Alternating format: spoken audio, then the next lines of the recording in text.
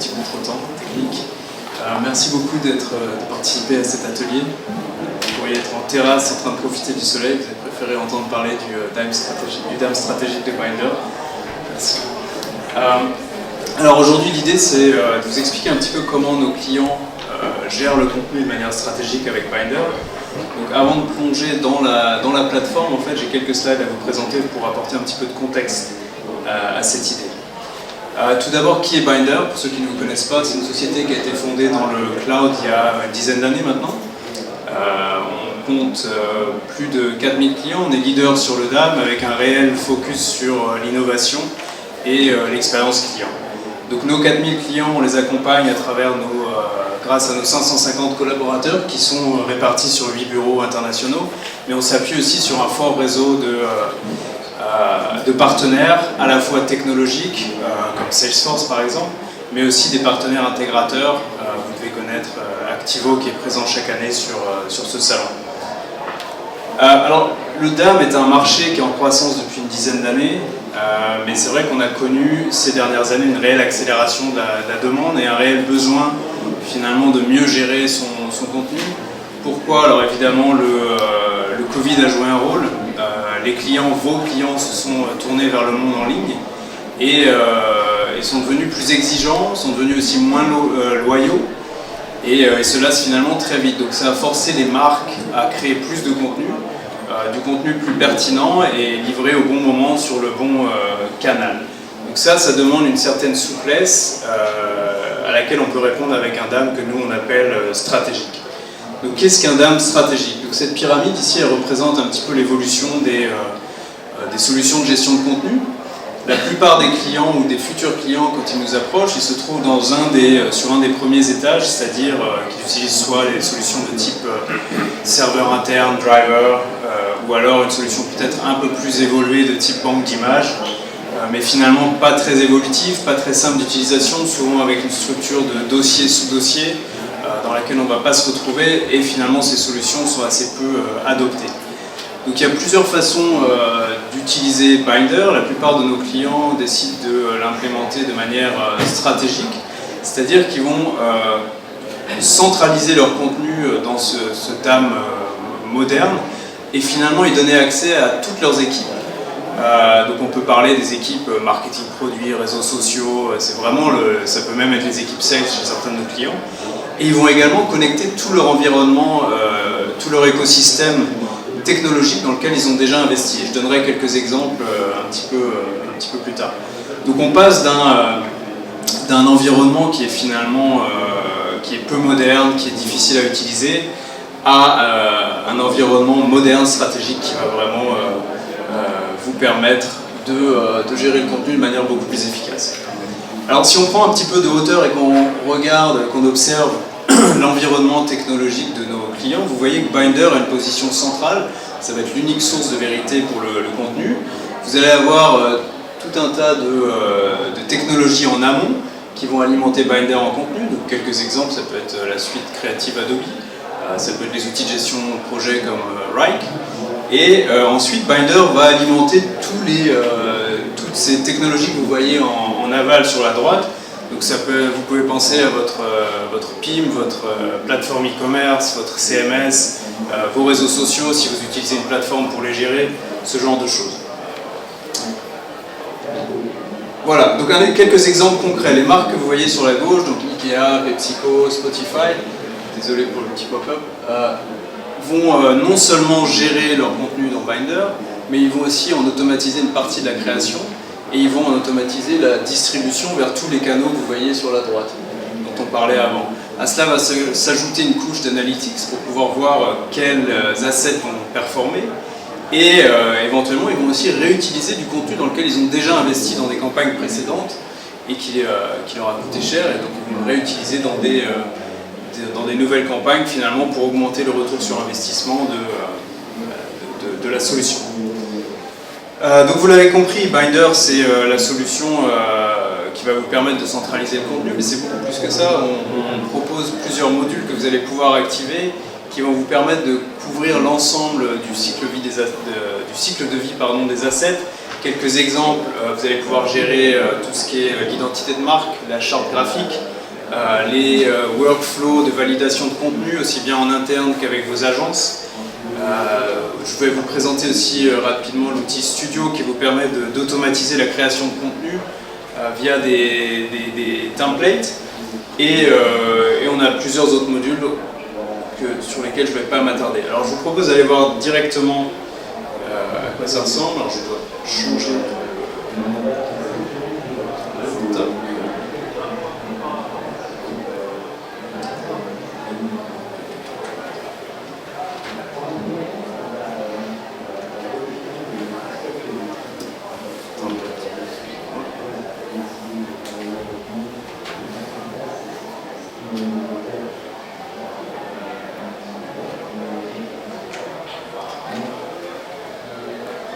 Presque. Voilà. Alors, ce que vous voyez, c'est mon environnement de démo. Donc, c'est un environnement de démo qui est basé sur une entreprise fictive de l'univers de la musique. Ce qui est important de préciser déjà à ce stade, c'est que tout ce que vous voyez dans Binder peut être personnalisé pour refléter votre identité graphique. C'est important si vous voulez stimuler l'adoption des utilisateurs. Juste, je vais vous montrer deux exemples clients pour vous montrer à quel point la personnalisation est efficace.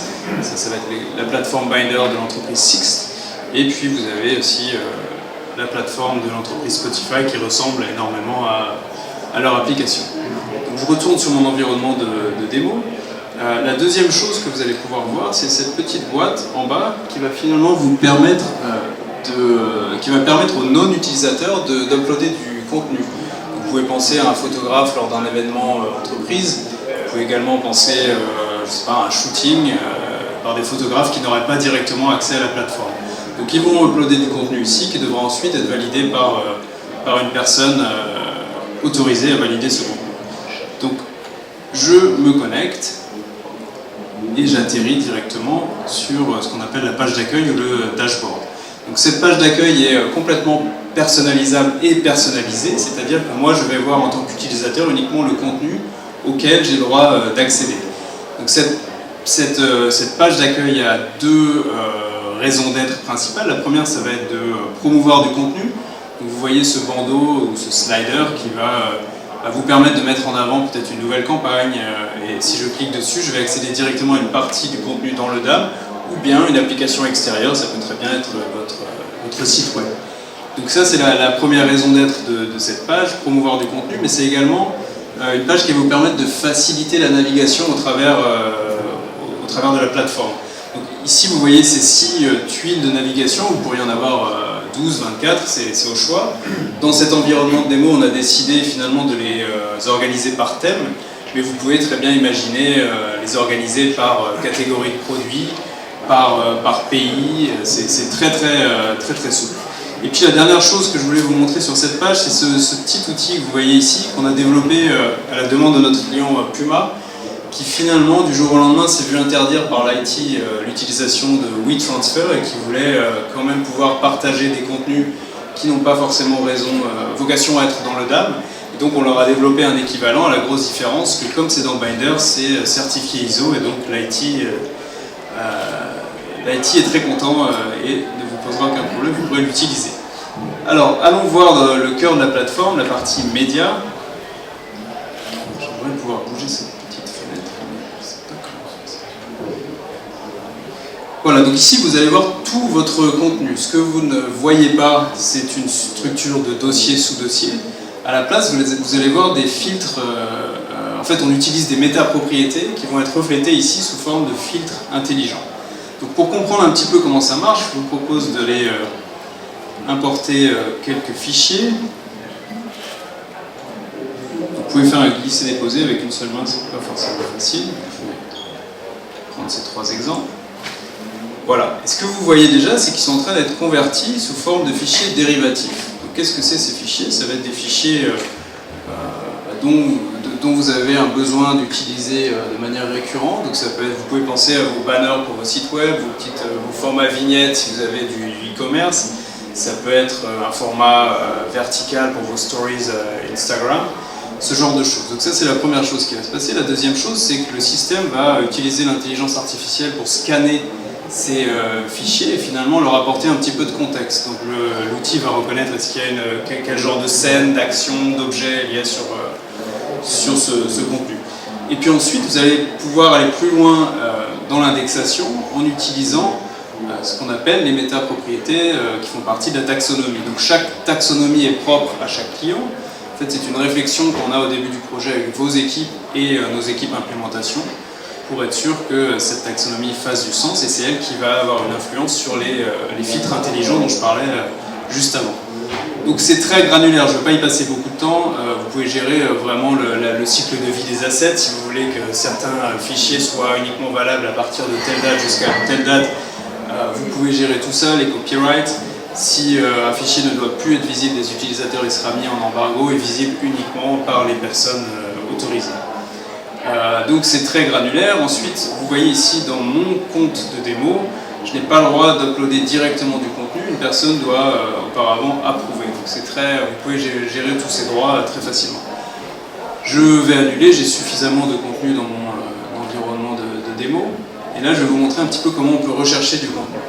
Donc, vous avez tout en haut cette barre de recherche. En fait, dès la création de Binder, on a eu cette approche très e-commerce. Vous pouvez imaginer l'exemple d'Amazon. Même ma grand-mère est capable d'aller sans problème aller faire ses courses sur Amazon. Et c'est un petit peu l'idée ici. On voulait que ça soit très intuitif et que chaque utilisateur puisse s'en servir sans avoir un besoin de formation. Donc, je vais utiliser cette barre de recherche pour aller chercher du contenu. Ce qui va se passer, c'est qu'en fait, la plateforme va aller scanner tout le contenu, va regarder les titres, les noms de fichiers, les métapropriétés, également le texte qui est présent dans les différentes images que vous pouvez voir ici. Et à cela, vous pouvez combiner l'utilisation des filtres intelligents. Vous pouvez évidemment utiliser plusieurs filtres en même temps. Si vous préférez une recherche un petit peu visuelle, vous avez également la possibilité d'aller rechercher par image, donc c'est très puissant, très intuitif et très facile d'utilisation. Voilà, ce que vous pouvez également faire quand vous recherchez des fichiers, c'est utiliser l'intelligence artificielle. Par exemple, j'aimerais avoir du contenu un petit peu de ce type, une guitare ou des images liées à l'environnement de la musique. Je peux demander à Binder de me montrer le contenu similaire. Je clique dessus et vous voyez que ça va réorganiser mon contenu et me montrer des images qui sont liées à la première image que j'ai montrée. Ce que vous pouvez également faire, c'est uploader une image que vous avez trouvée et finalement le Binder va vous montrer toutes les images similaires à cette image que vous venez d'uploader. Vous pouvez utiliser un URL si vous voyez une image sur le net, c'est très souple. Ce que vous pouvez également faire, alors je vais effacer les filtres auparavant, mais vous pouvez aller chercher directement le texte dans les images. Donc je vais prendre un exemple ici. Par exemple, j'aimerais bien voir si j'ai du contenu lié au groupe les Beatles. Donc vous voyez que j'ai deux résultats. Si je clique sur l'un d'entre eux, effectivement, le mot Beatles est sur cette image. Donc c'est encore une fois, surtout si vous avez beaucoup de contenu, ça va vous permettre de gagner beaucoup de temps. Voilà. Si je retourne sur ma partie média, sur mon contenu, peut-être ce qui est intéressant de montrer, c'est qu'évidemment, si vous passez sur une image, vous en avez un aperçu, et si vous cliquez sur une image, vous allez avoir toutes les informations liées à cette image. Je vais prendre par exemple ce headset. Voilà, ici, ce que vous allez retrouver, c'est toutes les métapropriétés dont on parlait au début. Ce sont des métapropriétés qui ont été bien sûr entrées par la personne qui a uploadé le contenu, mais ça peut être également des métapropriétés qui viennent d'applications tierces. Donc, vous pouvez penser à un PIM, un ERP, qui vont apporter des informations de type coloris, taille disponible. Et en retour, le DAM peut envoyer un visuel vers cet ERP ou ce PIM. Ce que vous allez retrouver également, ce sont les dérivatifs qui ont été créés à l'upload. Donc ça, c'est la première façon de transformer finalement du contenu. La deuxième façon, ça va être de transformer du contenu manuellement. Donc vous avez la possibilité d'aller cropper cette image, par exemple. Vous avez la possibilité également de changer le point de focalisation. Donc si vous imaginez une montre sur ce poignet, peut-être qu'il est préférable d'avoir un focus sur la montre. ça, c'est la deuxième façon de transformer du contenu, de le faire manuellement. Et puis finalement, la troisième transformation, on a également un module qui va vous permettre d'appliquer autant de transformations que vous voulez de manière automatisée. Donc c'est de manière dynamique ou à la volée, on appelle ça. Et à chaque fois, pour chaque transformation, vous allez créer un URL. Donc ce qui se passe, c'est que vous uploadez uniquement un fichier master, vous définissez un certain nombre de transformations, donc ça peut être le changement d'arrière-plan, ça peut être l'ajout d'un copyright, d'un logo, éventuellement le changement de format de sortie, si vous voulez du WebP qui aura la même qualité mais qui sera un fichier beaucoup plus léger, qui va vous permettre d'avoir un site web plus efficace, vous pouvez le faire également. Ça, c'est un exemple pour le site bol.com, qui est un équivalent Amazon aux Pays-Bas et finalement qui exige que chaque produit soit présenté sur un fond bleu. Voilà, et donc ça va vous permettre vraiment juste de créer un URL à partir d'un fichier master et finalement d'être certain d'envoyer le bon fichier au bon format, au bon moment. Donc si par exemple je vais sur ce site avec mon téléphone portable ou avec mon laptop, j'aurai pas le même fichier qui va s'afficher, et mon expérience sera bien meilleure. Voilà, peut-être que ce que je voulais vous montrer aussi, c'est la façon de partager du contenu. Excusez-moi, c'est difficile de tenir le micro et de faire ça en même temps. Donc, dans Binder, vous avez ce qu'on appelle des collections. Ici, j'ai sélectionné 4 fichiers que j'aimerais ajouter à une collection. Donc, une collection, il faut imaginer ça un petit peu comme un dossier virtuel ou une playlist sur Spotify. Donc, ce que vous allez pouvoir faire avec une collection, c'est la garder pour vous-même si vous en avez envie, peut-être pour pouvoir retourner sur ce contenu plus tard, mais vous allez également pouvoir la partager avec des utilisateurs, avec des groupes d'utilisateurs, comme par exemple tout le marketing créatif, ou alors avec des non-utilisateurs si vous avez besoin de partager finalement du contenu avec une agence qui n'a pas accès à votre Binder, ça va être également possible. Ce qui est bien avec ces collections, c'est qu'elles sont dynamiques, c'est-à-dire que si j'ai partagé avec mon agence cette collection, puis demain je me rends compte que finalement, excusez-moi, ça n'est pas le bon fichier, j'aimerais le changer, ça va se mettre à jour directement dans la collection à laquelle l'agence a accès. Et puis vous pouvez également les publier, vous avez un URL pour chaque collection qui va vous permettre de les publier directement sur votre site web par exemple. Voilà, je pense que c'est ce que je voulais vous montrer brièvement excusez-moi, sur la partie Binder. Peut-être que je vais vous montrer rapidement un des modules, le module Studio, qui va vous permettre de créer, d'automatiser la création de contenu via des templates. Donc vous pouvez créer un template bien sûr à partir de zéro, donc un nouveau design, ou vous pouvez utiliser des templates qui existent déjà. On va prendre un exemple. Ici j'ai un Canva qui est déjà disponible.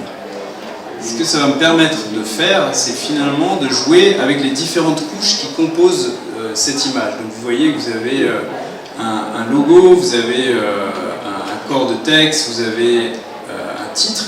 Et finalement, j'ai envie de donner accès à mes utilisateurs à ce Canva pour qu'ils puissent eux-mêmes créer du contenu, mais par contre, je ne veux pas leur laisser la main libre pour être trop créatif.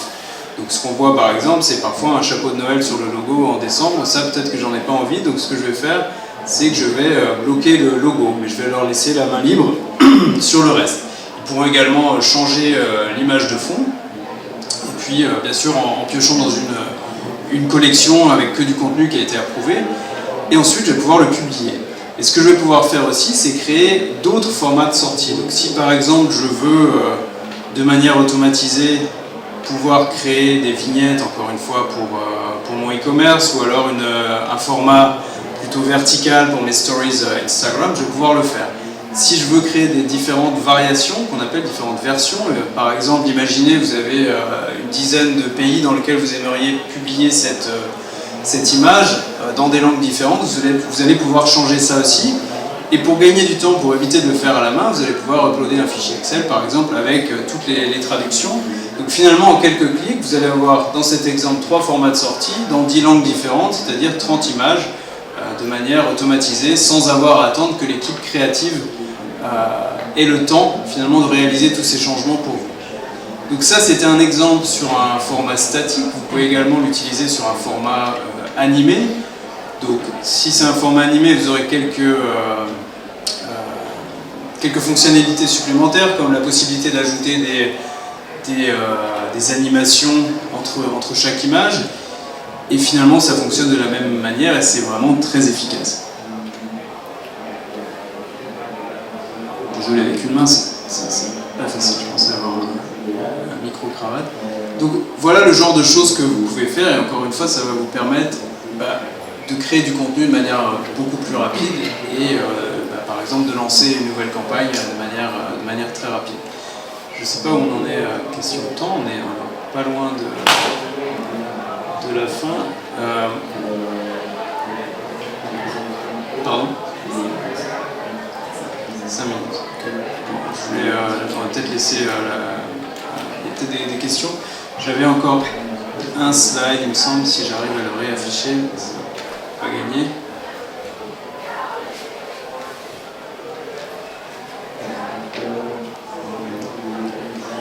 En attendant, est-ce qu'il y a des questions peut-être? Alors, une des slides que je voulais montrer, c'est qu'on est au stand 6. Si jamais vous n'avez pas le temps tout de suite pour les questions, vous préférez les poser plus tard. Voilà, donc j'ai parlé beaucoup, je vous ai expliqué un peu la théorie, je vous ai montré l'application. Et finalement, qu'est-ce qu'il y a de plus parlant que le retour de nos clients qui finalement, en alignant les process, les équipes, les technologies,